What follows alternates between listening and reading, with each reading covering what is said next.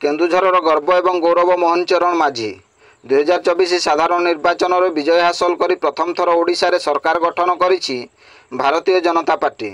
शपथ ग्रहण समारोह पर मोहन सरकार प्रथम कैबिनेट बैठक में बड़ निष्पत्ति। पूर्व सरकार मनमुखी शासन बा एकछत्रवाद शासन जोगु अतिष्ठ होइथिबा कोटी कोटी भक्तों पई खोलिला जगन्नाथ मंदिर चारिद्वार। भक्त एवं भगवान मध्य फाट सृष्टि करिथिबा फाटक आउ नाही कि से ऑफिसर राज शासन मध्य आउ नाही।